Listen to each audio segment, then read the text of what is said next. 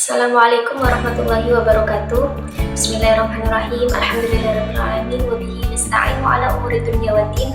Sayyidina wa maulana Muhammadin wa ala alihi wa sahbihi ajma'in. Amma ba'd. Yang kami hormati Bapak Dr. Asep Maulana MPD selaku dosen mata kuliah Terjemah Faurihah Indonesia. Baik, langsung saja saya Mutawaratul Lazimah NIM 2011 0102 0047 akan mempresentasikan hasil terjemah bahasa Arab dari video yang berjudul Motif dan Motivasi Belajar oleh Dr. Hajah A'as-Saumah MSI.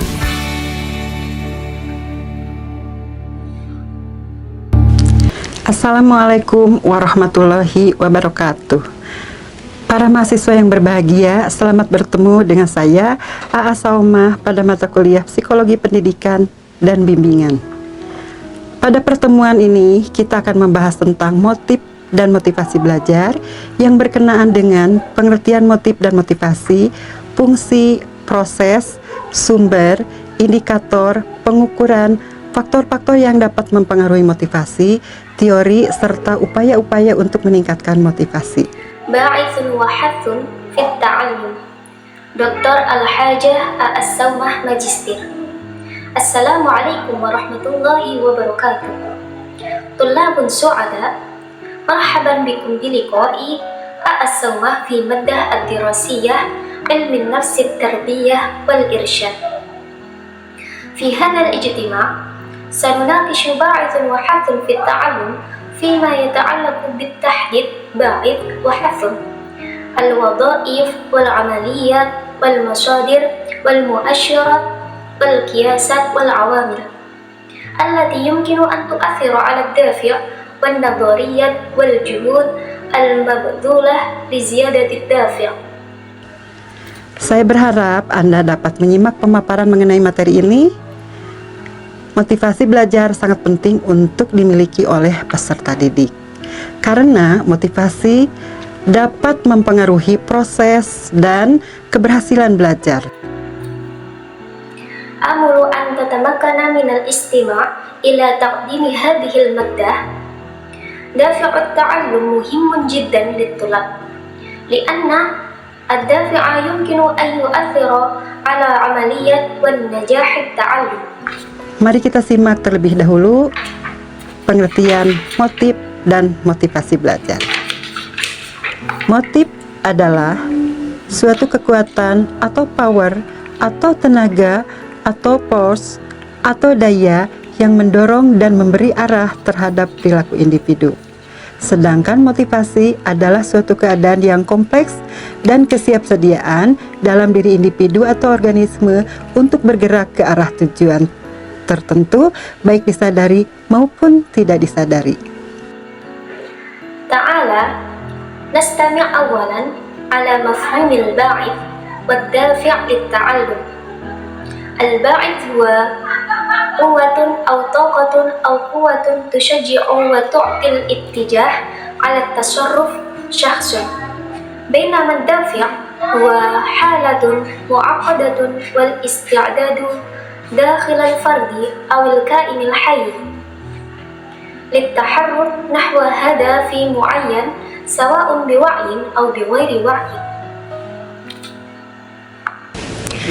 Agar dapat mencapai tujuan tertentu, maka motivasi memiliki dua fungsi utama, yaitu directional function, yaitu fungsi mengarahkan, mendekatkan, atau menjauhkan individu dari sasaran yang akan dicapai, atau yang disebut approach avoidance motives.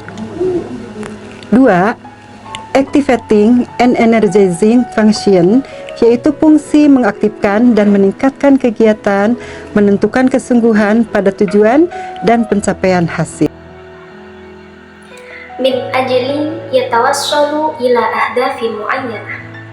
Fa inna ad-dafi' lahu wadhifatani ra'isiyatani huma dallatun ittijahiyah hiya wadhifatu tawjihil afrad al-aqrab aw al-ba'id min al-hadaf al-murad tahqiquhu aw ma yusamma nahja tajannubid dafi'. Athani taf'ilu wa tanshitu wadhifah wa hiya وظيفة تنشيط وتعزيز النشاط تحدد مدى الخطورة على الأهداف وتحقيق النتائج. Motivasi tidak muncul dengan sendirinya, melainkan melalui sebuah proses. Nah, bagaimana proses motivasi terjadi? Proses motivasi terjadi, pertama adanya kondisi yang terbentuk dari tenaga pendorong yang menimbulkan ketegangan atau tension. Kedua, berlangsungnya kegiatan belajar yang diarahkan pada pencapaian tujuan. الدافع لا تظهر بنفسه لكن من خلال عملية. إذن كيف تحدث عملية الدافع؟ تحدث عملية الدافع أولا هناك حالة تتشكل من القوة الدافعة التي تسبب التوتر. ثانيا أنشطة التعلم المستمر الموجهة على تحقيق الأهداف. Ketiga, pencapaian tujuan dan berkurangnya ketegangan. Motivasi tumbuh karena ada kekuatan pendorong yang bersumber dari dalam individu atau intrinsik maupun kekuatan yang berasal dari luar individu atau ekstrinsik. Intrinsik memiliki sifat self motivation, contohnya rasa senang dan bersikap positif terhadap pelajaran. Sedangkan ekstrinsik atau lingkungan terdiri dari dua macam. Yang pertama adalah fear motivation, contoh takut tidak lulus atau takut dimarahi. Yang kedua adalah incentive motivation, contohnya ingin mendapatkan ijazah, mendapatkan penghargaan, dan sebagainya. ثالثا تحقيق الأهداف وتقليل التوتر. ينمو الدافع لأن هناك قوة دافعة تأتي من داخل الفرد أو داخله، وكذلك القوة التي تأتي من خارج الفرد أو خارج الداخلي. لها صفات الدافع الذاتي. المثال يستمع وكن إيجابيا في الدرس، بينما يتكون خارجي أو بيئي من نوعين. الأول هو دافع الخوف، مثال الخوف من عدم المرور أو الخوف من التوبيخ. والثاني هو الدافع التحفيزي، المثال تريد الحصول على الشهادة والجائزة وما إلى ذلك. Kekuatan motivasi dapat dilihat dari beberapa indikator, sebagaimana dapat disimak berikut ini. Durasi kegiatan, yaitu berapa lama penggunaan waktu untuk melakukan kegiatan. Yang selanjutnya, frekuensi kegiatan, yaitu seberapa sering kegiatan dalam periode tertentu. Persistensi, yaitu ketetapan dan kelekatan pada tujuan. Ketabahan dan keuletan dalam menghadapi rintangan. Kemudian devosi atau pengabdian dan pengorbanan meliputi tenaga, uang, dan pikiran. يمكن رؤية قوة الدافع من عدة مؤشرات كما يمكن رؤية أدناه. مدة النشاط هي كم فترة استخدام الوقت ليعمل بالنشاط التالي. تكرار النشاط هو عدم مرات النشاط في فترة معينة. الإصرار هو العزم والالتزام بالهدف. الثبات والمثابرة في مواجهة العقبات. ثم الإخلاص أو الإخلاص والتضحية يشمل الطاقة والمال والعقل. Tingkatan aspirasi yaitu rencana atau target yang hendak dicapai.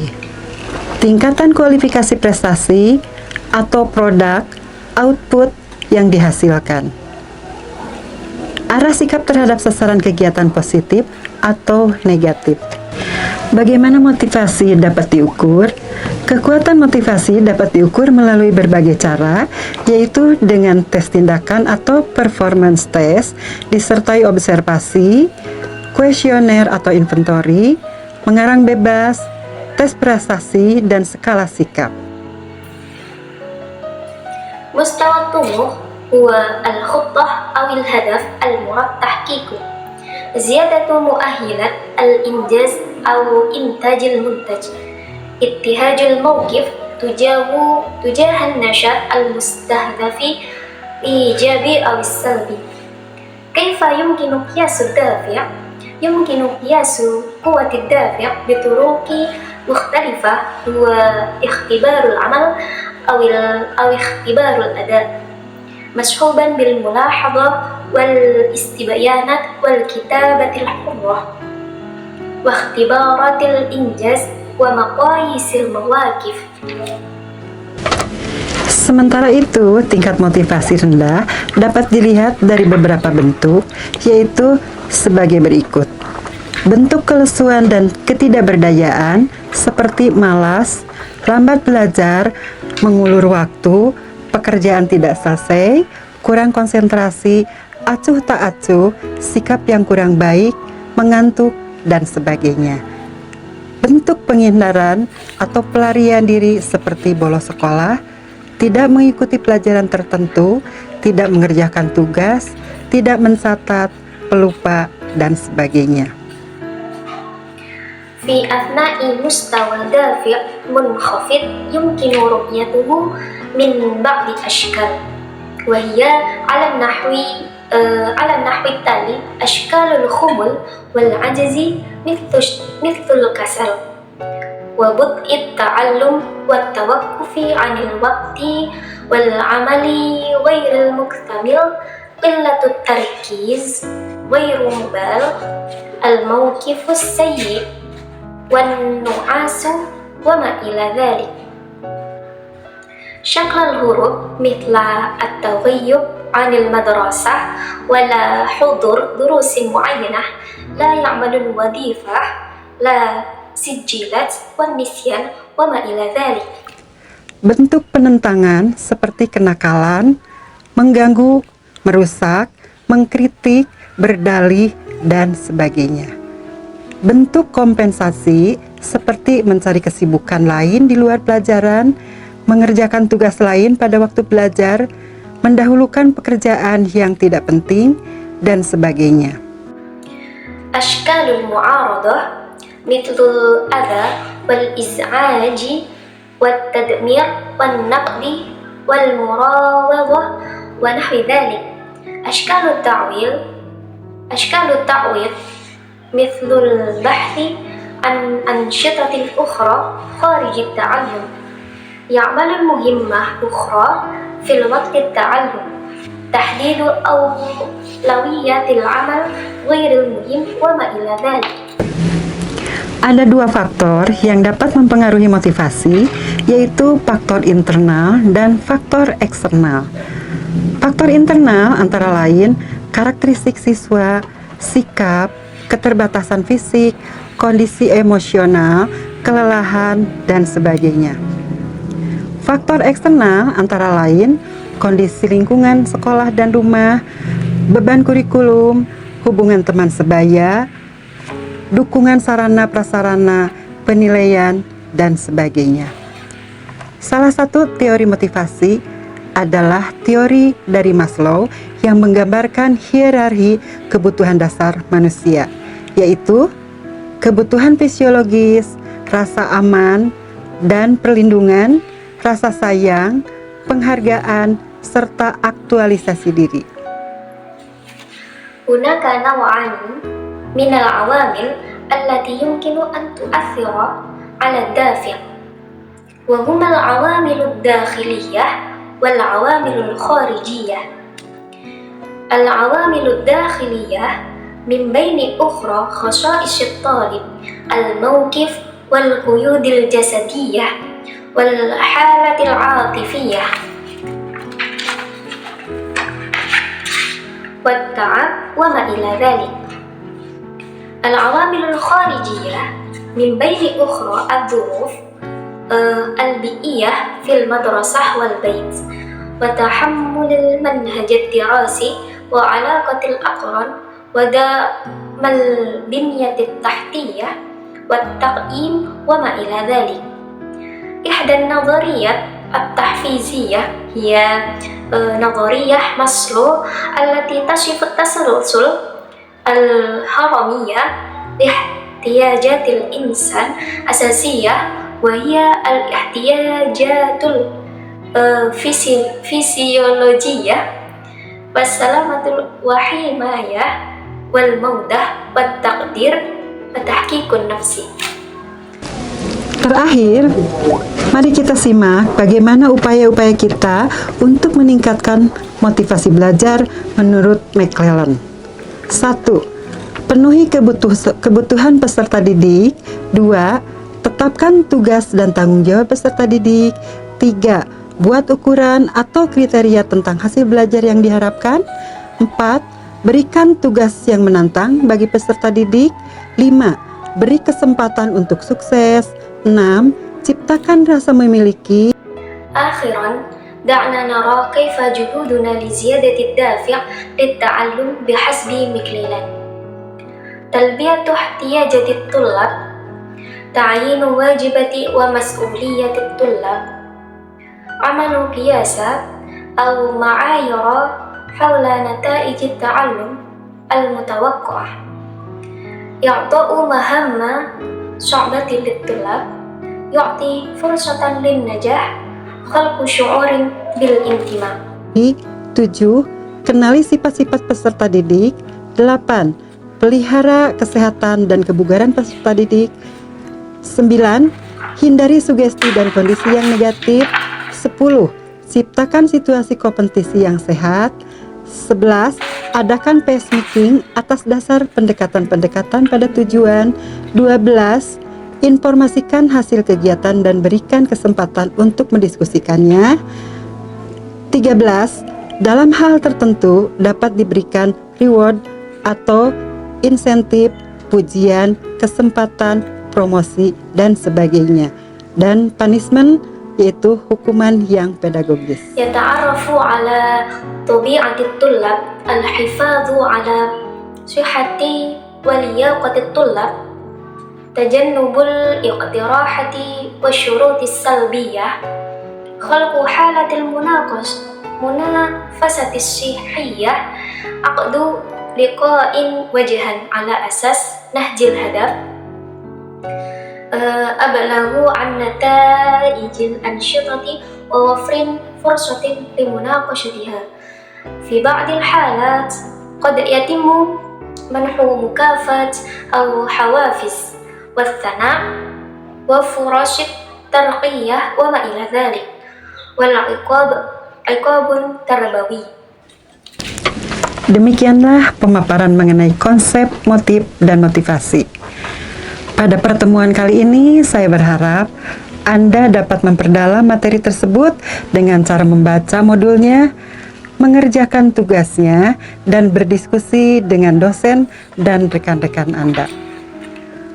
Akhirnya, saya ucapkan terima kasih atas perhatian Anda dan selamat belajar. Wassalamualaikum warahmatullahi wabarakatuh. وهكذا شرح مفهوم الباعث والدافع في هذا الاجتماع. آمل أن تتمكن من تعميق المادة من خلال قراءة الوحدة، تقوم بعملها وتناقش مع المحاضرين والزملاء. آخرا أشكركم على اهتمامكم ودراسة سعيدة، والسلام عليكم ورحمة الله وبركاته. Baik, untuk selanjutnya di sini saya akan menjelaskan strategi terjemah apa saja yang saya gunakan ketika saya menerjemahkan video tersebut. Strategi penerjemahan yang pertama, di sini saya menggunakan strategi penambahan. Strategi penambahan ini mengubah teks bahasa sumber ke bahasa sasaran dengan menambah beberapa huruf atau lafaz karena adanya aturan dari bahasa sasaran tersebut. Di sini seperti contohnya misal marhaban bikum biriqoi. Jadi di situ ada kata tambahan bikum dengan kalian. Padahal di teks bahasa sumbernya itu tidak ada. Kemudian dan faktor-faktor yang dapat mempengaruhi motivasi teori. Nah, ketika diubah ke bahasa sasaran, di sini ada tambahan an dan ala. Wal awamilil lati yumkinu, dan faktor-faktor yang dapat antu'athir, yang dapat mempengaruhi ala dafi', motivasi, wan nadhariyah, dan teori. Jadi di sini ada kata tambahan an, ala, dan wa. Kemudian strategi pengurangan. Strategi pengurangan di sini dengan penerjemahan dengan mengurangi kata dari teks bahasa sumber. Jadi semisal seperti saya berharap Anda dapat menyimak, tapi ketika diubah ke bahasa sasaran menjadi amulu anta tamakana minal istima'. Amulu. Jadi di situ tidak ada kata saya, langsung arti lafaz saya itu sudah terkandung pada lafaz la amulu. Kemudian strategi penghapusan. Strategi penghapusan, penerjemah di sini menghapus kata dari teks bahasa sumber ke bahasa sasaran. Karena pada kata bahasa sumber itu tidak begitu penting dari jika dilihat keseluruhan teksnya. Seperti pada kalimat motif adalah suatu kekuatan atau power atau tenaga atau force atau daya yang mendorong dan memberi arah. Ketika diubah ke bahasa sasaran menjadi al-ba'ithu huwa quwwatun aw taqah. Jadi di sini saya menghilangkan kata atau power atau force karena di situ ketika di bahasa Arab kan bahasa Arabnya sama. Jadi maka dari itu saya hapus salah satunya. Kemudian strategi penyusutan dan perluasan. Untuk penyusutan di sini penerjemah mengubah teks bahasa sumber ke bahasa sasaran. Itu ada penyusutan kata atau perluasan kata, seperti kata faktor-faktor ketika diubah ke bahasa sasaran menjadi wal awamil, hanya satu kata saja. Dan juga seperti pada kalimat kita simak terlebih dahulu, ketika diubah ke bahasa sasaran menjadi nastami'u awalan. Awalan di situ hanya satu kata. Jadi di situ ada penyusutan kata yang awalnya terlebih dahulu menjadi awalan. Kemudian untuk perluasannya seperti contoh organisme, ketika diubah ke bahasa sasaran menjadi awilka inil hayy. Jadi yang awalnya satu kata, di situ ada perluasan menjadi dua kata. Kemudian sinonim, penerjemah menggunakan kata bahasa sasaran itu kurang lebih sama untuk kata-kata bahasa sumber yang bersifat umum. Jadi hampir sama dari bahasa sumber ke bahasa sasarannya. Seperti pada kata ketidakberdayaan, ketika saya ubah ke bahasa sasaran menjadi wal ajzi, yang mana artinya di sini lemah. Jadi kan hampir sama sinonimnya. Kemudian lafaz acuh tak acuh menjadi wiru mubalin. Wiru mubalin itu artinya tidak peduli, cuman disamakan dengan kata acuh tak acuh. Kemudian strategi pungutan atau boring. Pungutan ini penerjemah membawa kata bahasa sumber ke bahasa sasaran, hanya sekedar memungut kata saja, jadi tidak ada perubahan sama sekali. Seperti nama Aasaumah ketika diubah ke bahasa sasaran tetap menjadi Aasaumah, tidak ada perubahan sama sekali. Kemudian strategi transposisi. Strategi transposisi di sini mengubah struktur kata bahasa sumber ke bahasa sasaran untuk mencapai efek sepadan karena perbedaan struktur kedua bahasa tersebut agar makna bahasa sumber itu dapat tersampaikan dengan baik.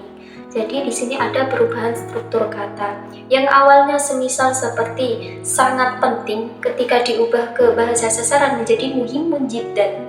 Muhimun jiddan itu kalau diartikan bahasa Indonesia menjadi penting sangat. Cuman kan kalau di bahasa Indonesia kan dibalik, jadi sangat penting. Di sini ada perubahan struktur kata agar bisa tersampaikan dengan baik dan dapat dipahami. Kemudian strategi yang terakhir, strategi arabisasi. Strategi arabisasi, penerjemah menerjemahkan kata atau istilah yang ada pada teks bahasa sumber ke bahasa sasaran yang mana istilah tersebut tidak ditemukan dalam bahasa sasaran. Seperti di sini kata fisiologis, ketika di bahasa Arab kan tetap menjadi fisiologiyah. Nah, gitu. Jadi di situ ada sedikit perubahan. Kemudian untuk kosakata baru yang saya temukan, sini saya menemukan banyak kosakata baru, cuman saya baca sebagiannya saja. Seperti psikologi pendidikan, bahasa Arabnya ilmin nafsit tarbiyah, motif ba'ithun, motivasi wa hafthun, indikator wal muasyirat, kompleks muaqqadah, organisme al-kainil hayy, ketegangan at-tawattur, penghargaan al-jaizah, persistensi al-israr, ketabahan al-thabat, keuletan al-mubatharah, rintangan al-aqabah, tenaga at-taqah, aspirasi al-tumuh, kualifikasi muahilat, presentasi al-injaz, dan seterusnya. Kemudian untuk kesimpulan dari video motif dan motivasi belajar di sini, yaitu yang pertama, sini ada beberapa poin, ada 4 poin. Yang pertama, al-ba'its wa quwwatun aw taqah aw quwwatun tushajji'u wa tud'il intijah ala tasarruf syakhsun, bainama ad-dafi' huwa halatun mu'aqqadatun wal isti'dad dakhil al-fardi aw al-ka'in al-hayy. Kemudian poin yang kedua, tahdutsu amaliyatud dafi' awalan. Hunaka halun tatashakkalu minal quwwatid dafi'iyyah. Atsani, ansyitah at-ta'allum al-mustamir al-muwajjaha ala tahqiqil ahdaf. Tsalitsan, tahqiqul ahdaf wa taqlilut tawattur. Kemudian poin yang ketiga, yaitu yumkinu qiyasu quwwatid dafi' bituruqin mukhtalifah wa ikhtibarul amal aw ikhtibarul ada mashuban bil mulahadhah wal istibyana wal kitabatil hurrah wa ikhtibaratil injaz wa maqayisil mawaqif. Kemudian poin yang keempat, yaitu hunaka naw'ani minal awamil allati yumkinu an tu'athira 'ala ad-dafi' wa huma al-awamilud dakhiliyah wal awamilul kharijiyah. Al-awamilud dakhiliyah min baini ukhra khasha'isyut tullab, al-mawqif wal quyudil jasadiyah, al-halatil 'atifiyah wat ta'ab wa ma ila dhalik. Al-awamilul kharijiyah min baini ukhra al-dhuruf al-bi'iyah fi madrasati والبيت وتحمل المنهج الدراسي وعلاقة الأقران ودعم البنية التحتية والتقييم وما إلى ذلك. Cukup sekian presentasi dari saya. Apabila ada kesalahan, saya mohon maaf yang sebesar-besarnya. Ihdinas siratal mustaqim. Wassalamualaikum warahmatullahi wabarakatuh.